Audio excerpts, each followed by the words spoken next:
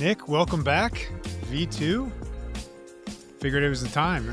You put out a great article on LLM PBNs. This is a hot topic. It's in all of the conference comm, and you put out a great post kind of talking about it. So had to have you back on. Last pod did so great on SEO careers.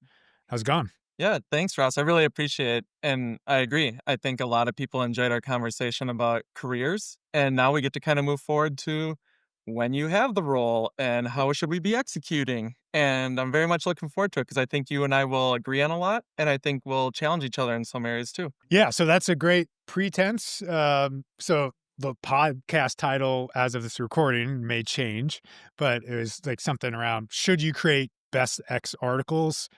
You have an article with one take. We may have a variation of that take. So I was like, Nick, come on, let's talk about this respectfully.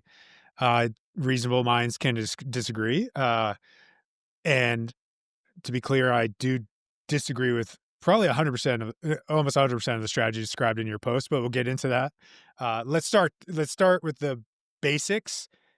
When we say a best X article on someone's website, that is a newer thing that people are doing more of. What is that? What are they describing? There's kind of three different buckets of listicles, if you will. I think the first one is kind of what you were alluding to is what I'll call the self-hosted one. So it's like if you're on nickleroy.com or, rosshudgens.com or siegemedia.com and you have the, best SEO agency in Miami, Florida. Then you put in your little filler copy and then there's ultimately a list 1 to 10, 1 to 30, 1 to 50. And most of the time, and it's probably to your benefit, the company that is hosting it is listed number one. The alternative is now we have third-party sites, think of like G2 and Trustpilot. Those are websites that are dedicated to using their own proprietary solutions to identify, who is 1, 2, 3, 4 for every permutation of best SEO in X. Now, there's a bigger conversation in there about where does the paid listing apply versus organic, but I don't think we'll get into that today.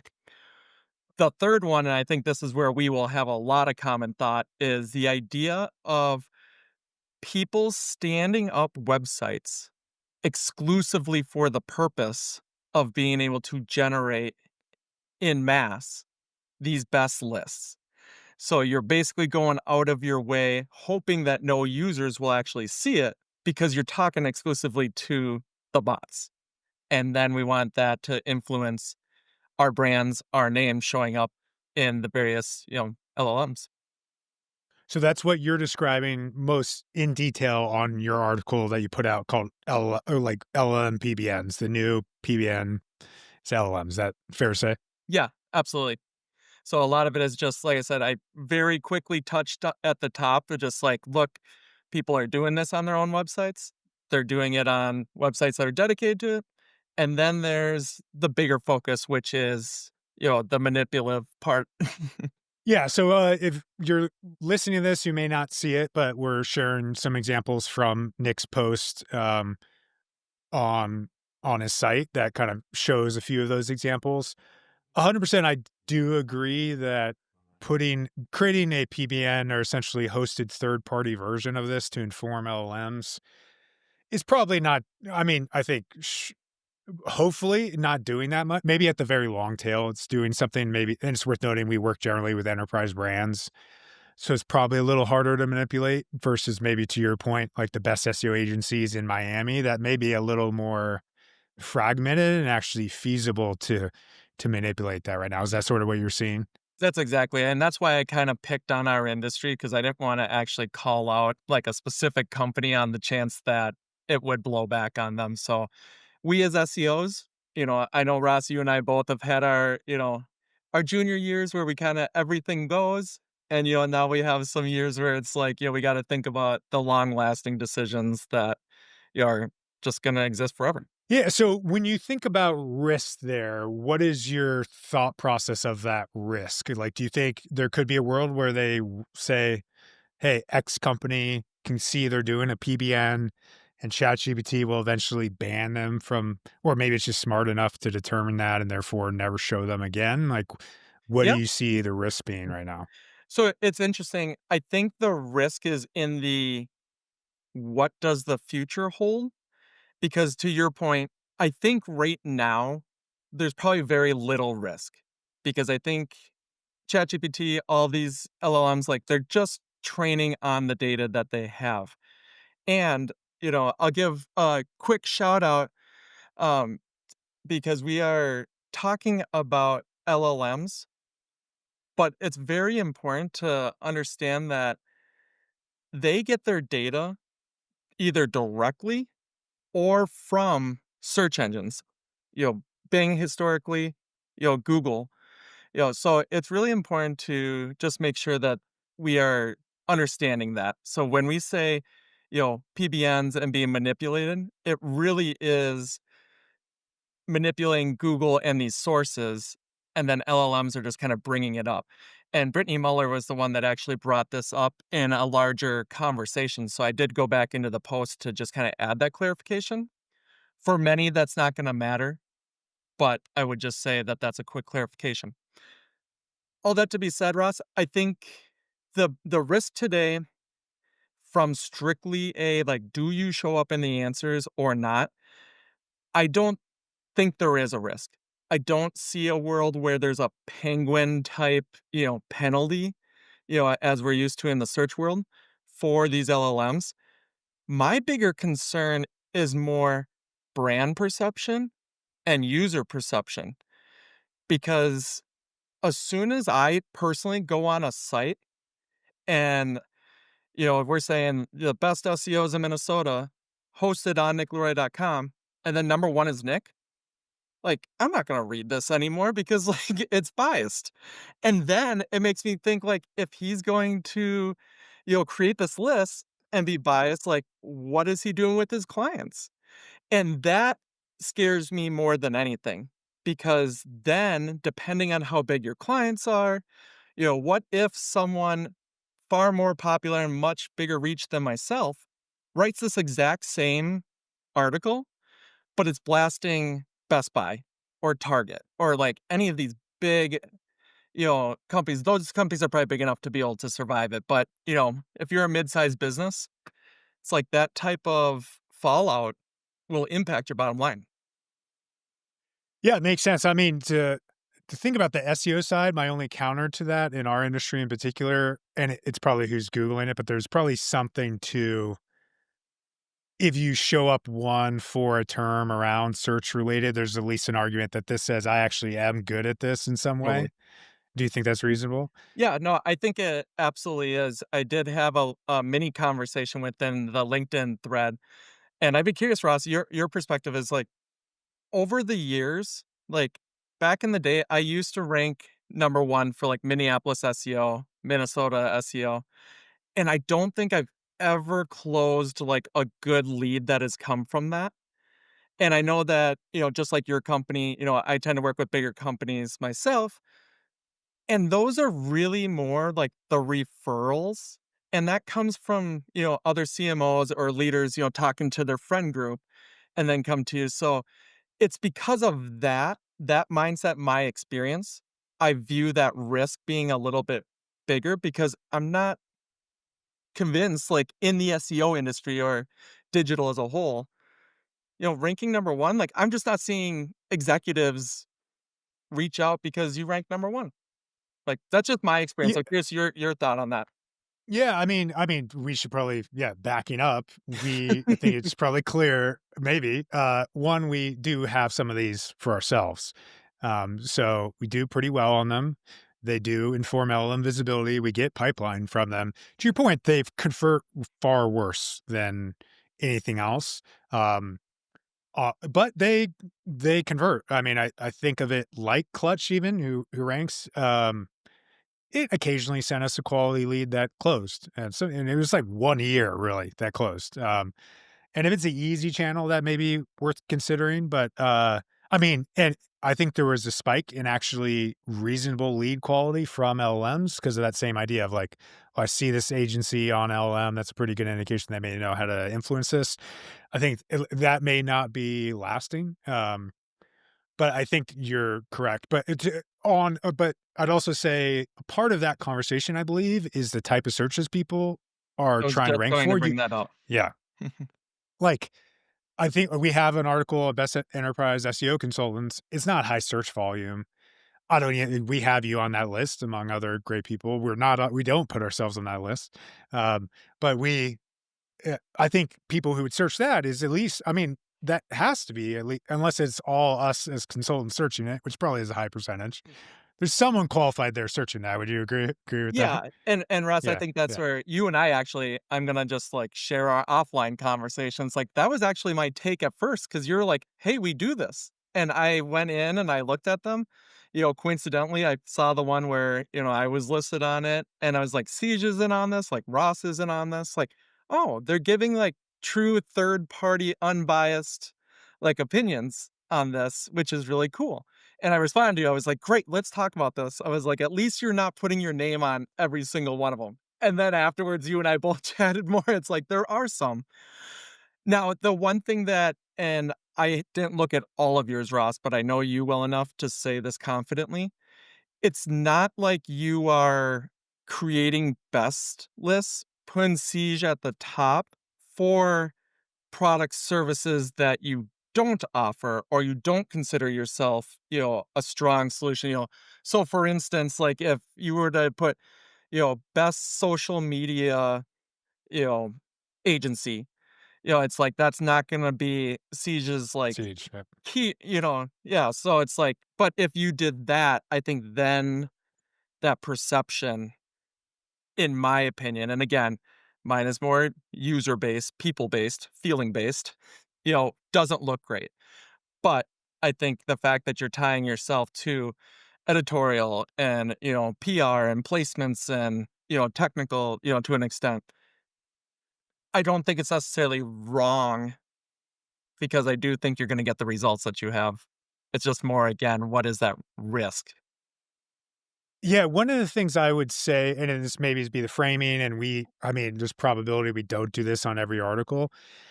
I think reasonable people would say like alternative type searches. It's not unreasonable to create that article. Like if you had X alternatives, those are also listicle experiences. And I think we do need to put other people, but to create an article where you are an alternative, it's like a very similar idea, I think.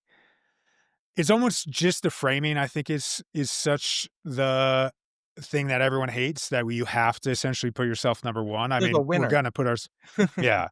I think a good framing that defends your reputation in a way is if you have an article, and this is one thing we do recommend for clients for user experiences, you have like segmented value and you're putting other people that are good and you say what they're actually good for and you're adding value and you're not saying like you are the best for every single thing. You're the best for one segment of that solution. Like you said, I think that's essentially what you said. So it's like a version of a wider search sometimes. We may not be the best option, but we may be the best option for like enterprise companies, hopefully. So if we say that we're not great for small business, but we're good for enterprise, I think hopefully that builds some trust. I'm sure you go on sales calls and you say, I'm not the best thing here, right? Very Totally. often. It's like for me, like I'm the very first person to say, like, within SEO as a whole, I am not your best solution for local SEO. Can I hobble through it? Can I probably get some results? Sure, but you know what? I also have a lot of friends in the local space that I know could run laps around me in their sleep. So I would rather, volunteer their name, their companies in that situation. And I just think that is the difference in a world where you are pro, like, build your own lists, at least putting yourself on a pedestal for what you are good and kind of where what you can back up is one thing. If every single one of these that I saw on your site was you guys, like, then I'd just be like, "Oh, like, they sure love them some them." I think, yeah, one of the positionings here is, I mean, I don't, and to your point on, like, the quality of leads, I think a lot of it is, like, funnel. You're getting actually people more middle funnel sometimes, like, the idea is to enter the funnel. I don't think anyone, and I've heard Will Reynolds, who mentioned this, and it was a talk conversation, like, go see someone and has number 1, and, like, suddenly they buy from them because they call themselves number 1. I don't think, I mean, of course, that's not realistic, but it is realistic that we can at least contribute to showing up in the conversation and be honest about where other people are and let people make the best honest decision about where I think that's the realistic outcome that we're trying to suggest, and actually not make crappy articles, like make actual value added and quality, well-researched things that deserve to rank. Well, it's funny, Ross, that you should say that because I double checked so that I wasn't like outing you here. But what I thought was really funny when I was doing my research is a lot of people that have, again, what we're calling like the self-hosted, best lists, they put themselves number one and, link to their homepage or their service page. But then 2 through however long it is, they're all no followed links or they're not clickable links, so it's like, they literally are going to use these people as, like, placeholders to lift themselves up, but they're not even gonna give them credit, and I think that that is one of the biggest problems that we have as SEOs is instead of taking the approach of, like, if I don't want to link to these people or give them credit, like, instead of just saying, "I'm gonna throw the sponsored link or the no follow link, or I'm gonna unlink it," like, there's a certain amount of, like, you shouldn't reference them then. Like, if you don't feel confident enough to be able to link to them and send your traffic to them, then why are they a part of whatever you're, creating? Agreed. Agreed with that. Yeah, we want to make a value additive article. We do put competitors, real competitors to us. Maybe not absolutely comprehensive every single time, but we do, and that's part of the process to do it correctly. I mean, one thing about these articles too, I think if they're done well, and I see this across our enterprise verticals, it is core, like the ones that are performing are correlated with actual strong providers. Like they're actually people with strong link equity because they have strong brand equity. They do them well. They're actually high quality articles. And to your point, part of our philosophy is like you actually have to do real research, include real people. A common recommendation I say is like if you were doing a best business communication software and you were Slack and you didn't have Microsoft Teams on an article, that would just be weird. Like, what are you doing? Yeah, that's not actually helpful. Um, but there, I think there when the right company does it, that actually is accurately believes they're there. And we've had conversations with clients who are challenger brands and their product isn't actually good enough right now. They shouldn't do that for sure. But if you think you're one of the 10, I don't think that's unreasonable to have a list that's well done and curated and has yourself in there. If and you have the equity in order to rank, you're influencing. And like another, just one other point, and I'll stop rambling for a second. But a huge reason we believe this is worth the mustard right now is that there is a snowball effect.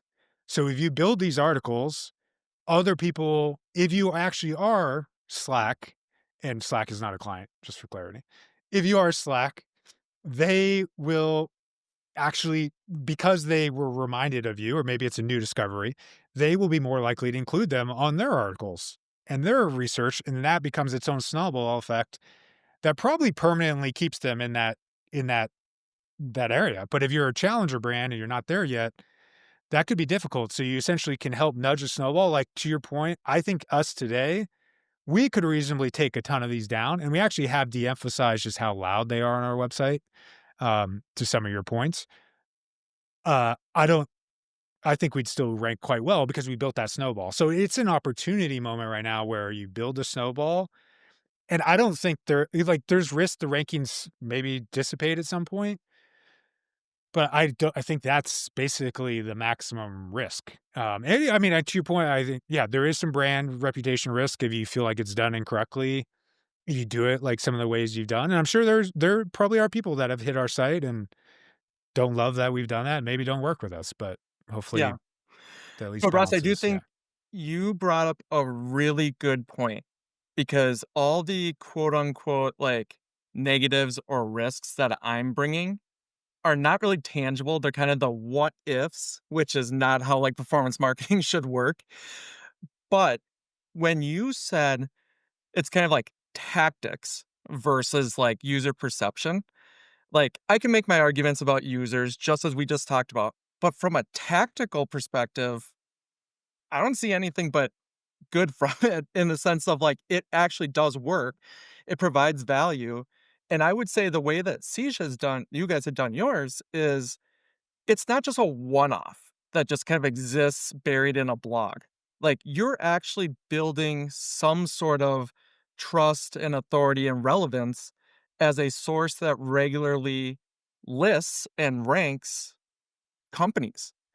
So the fact that you have, maybe 8 of them with your company listed, and then you have another 8 where they're not, tactically, like, I'd be all in for that. Like, if I'm Google and I'm a bot or, LLM and I'm looking at that data, like, that makes me view you more in the lens of a clutch versus Nick having a one-off blog post that just says, like, "Best SEO newsletters," as I called myself out in my own newsletter.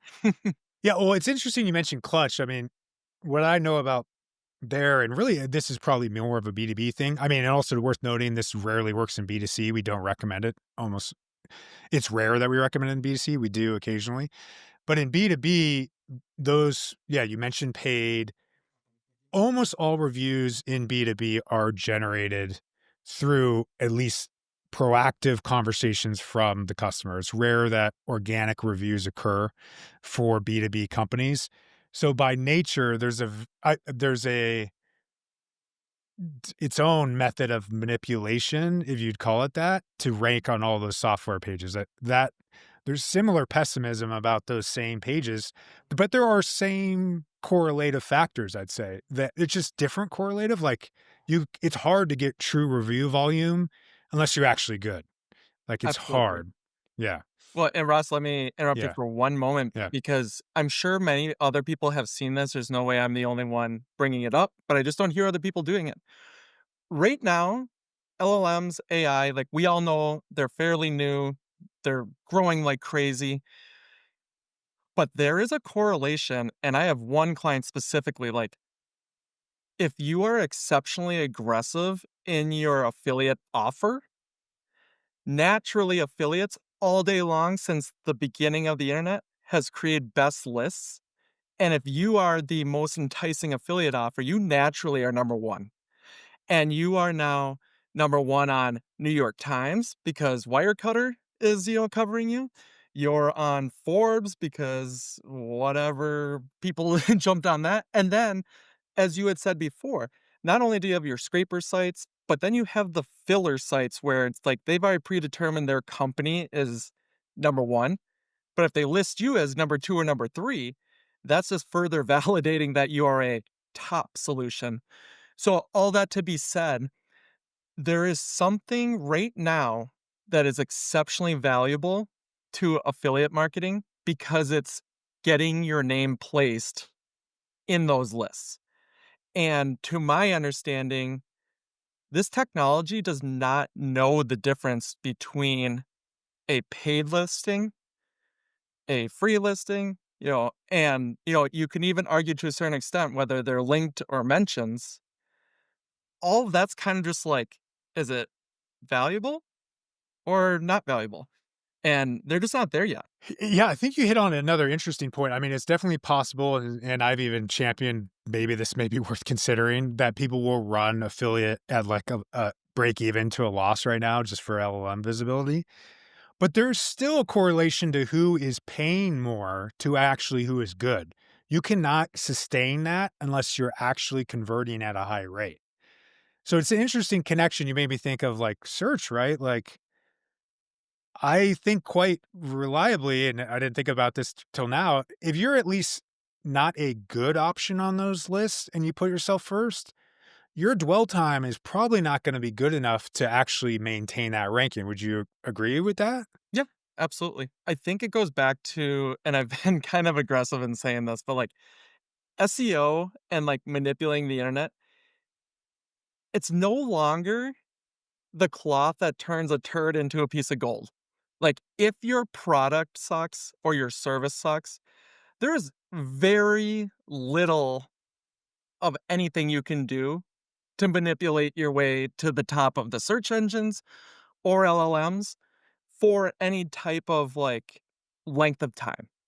And I do think that that's really critical to what you're saying is like, don't even waste your time. Like, if your product sucks and it's nowhere near the best, this is the last thing you should be investing in. Yeah, I agree. I mean, if we that's sort of always our backbone is like, did we actually make the best thing for this article? We're not just private, like we're making it for the thing. And that is a core component to your point. Like, I'm not going to feel bad about recommending. Yeah, if they if they truly are the best or at least belong in the conversation. I mean, not every single client. I think they always belong in the conversation when we do it. And it's fair. Not every single thing we have a list for are we absolutely the best in the world at it? I think we're great at every single article we have a list at. Um, but yeah, I think that's a reasonable thesis. And yeah, there's probably some there undoubtedly you're right that someone is going to be turned off by certain versions, and maybe it's vertical specific too I'm in sure. some ways. Like some may care, marketers may care more. Yeah, But Ross, I think there is one thing that you and I will probably be unanimous on how we're thinking. So we covered creating your own list on Siege or nickleroy.com or SEO for lunch, like whatever you own. Then there's getting listed on the Clutch, Trustpilot, G2, these type of sites exist and cover everything. We talked about that a little bit too. There's some gray area there. But then there's what I call the PBN or the LLM PBNs. And this is truly creating a network of sites whose sole purpose is to exist to influence, we'll just say. And I will stop here. I would love to hear your thoughts on that. yeah, I 100% agree, and I hope no one thinks I'm recommending LM PBMs because I am not. That feels like an example of like your effort could be better spent elsewhere, making your website better and improving your product. It's just like not a great use of budget or energy to do that. And to the point we just described, I think the connective tissue is maybe on long tail versions of this, it may be working short term. But Google, and if ChatGPT continues to primarily reference Google or Bing, like they preference high dwell time and engagement. And if you're not actually the best SEO agency in Miami, or at least like don't come off that way with your website, people are going to redo that search and that PBM component will eventually remodel itself. Um, and I personally am seeing that. I mean, when I do these searches, there are exceptions, and you had exceptions to your article where I saw like not great. We're not going to call them out examples, but for the most part, it's at least good options, and maybe that's like a low bar for me to set. But like if we're getting good options, I don't think that's a terrible thing personally. But No, I think yeah, variety is good, and not everybody necessarily has to match their rankings with like their notoriety. I think similar to SEO, there's a big correlation with how successful and big aware your brand is. The more authoritative you are, the more visibility. But it is interesting because even in my article where I do show some company names, you know, it's not the person at the very top that I was concerned about. It's like there's somebody else that I was just like, "Oh, never had heard or seen them before." And that's where I started digging.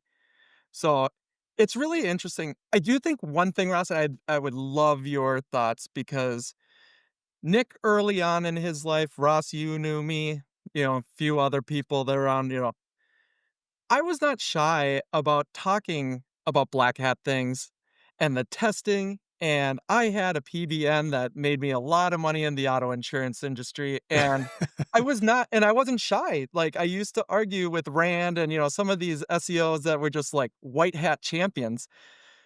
So this is one thing that I just want to it's like the asterisk on this whole conversation. If you are testing and it's not like on a client site, it's your own, I'm all for it.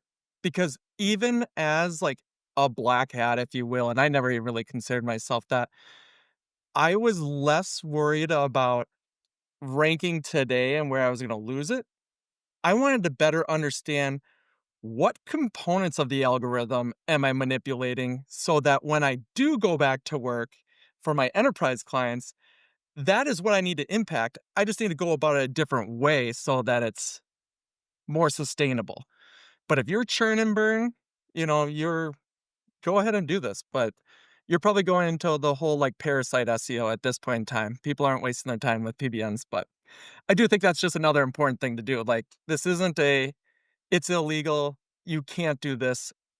I applaud anybody who's doing it just to learn because we don't know anything about LLMs and ranking and all this fun stuff yet. Yeah, that's true. Yeah, if you want to test this on your own sites, by all means. I mean, they're rapidly evolving. Even since this call, like Reddit's not getting surfaced much anymore. Everyone's talking about it in the last week. So that's my concern with some of those tests. Is like, is it holding up when your energy could just be making great content and making the site Mm. better, Well, and I think even you if and I would agree, mm, Ross, and I think this goes back to the clients that we serve. When you are these large brands, like, there is no hack or shortcut that's worth, like, potentially removing you completely from Google or from, like, ChatGPT. I think where this becomes a lot more attractive is when you're working with the small local plumber or, like we said, the SEO agencies, and there's only so much on page that you can do. Now, one could argue maybe you're because this is what I used to do sometimes too back in the day. It's like, use those PBNs to kind of inject the links, because once you start ranking, like, naturally you start getting listed on other things, and I think you brought that up. And then I could pull back from the PBN.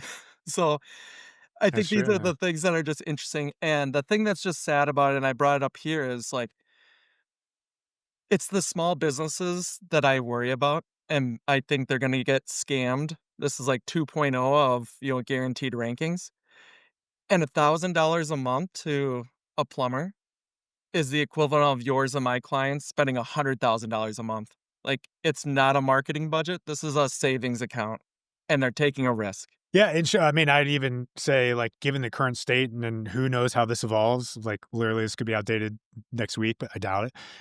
ChatGPT is starting to kind of plod along in growth. Google continues to grow, so I would wonder for a plumber, some SEO firm is selling them LLM visibility, but realistically, the customers are not even searching that at very, very small levels.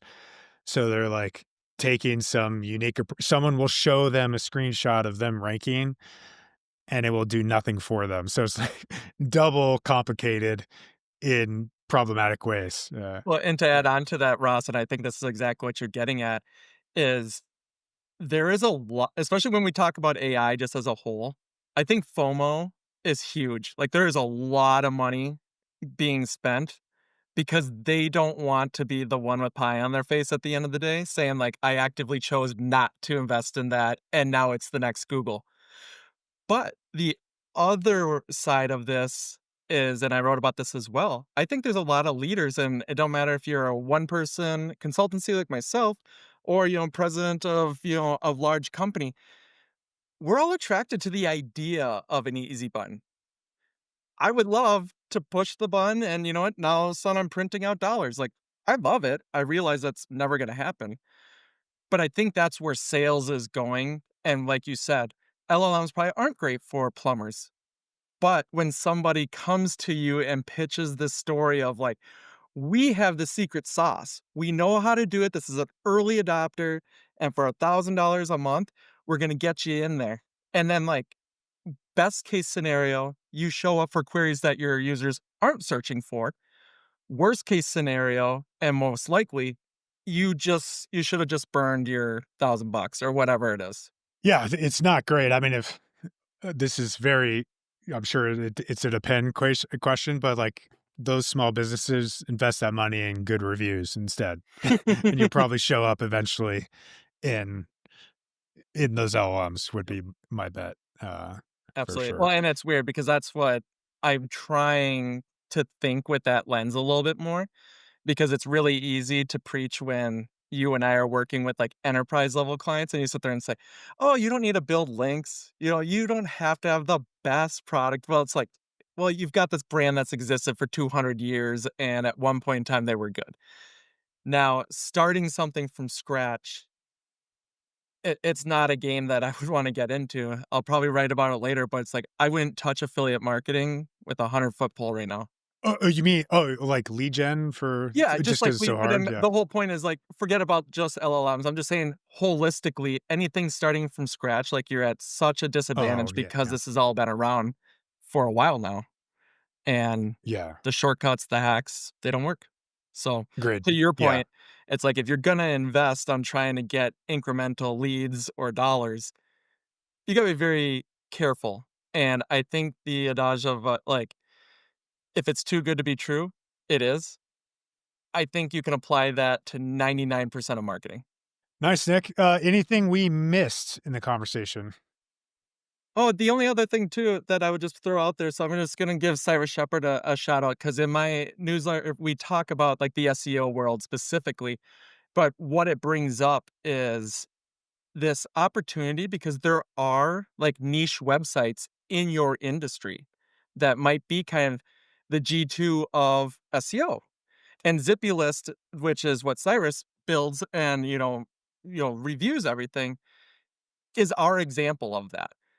And I think over time, those are the type of things that are gonna be valued even more because that is somebody who's credentialed in our space, who is taking the time to build relevant lists versus a Clutch, a G2 that is just kind of like they have a best insert, niche, insert location.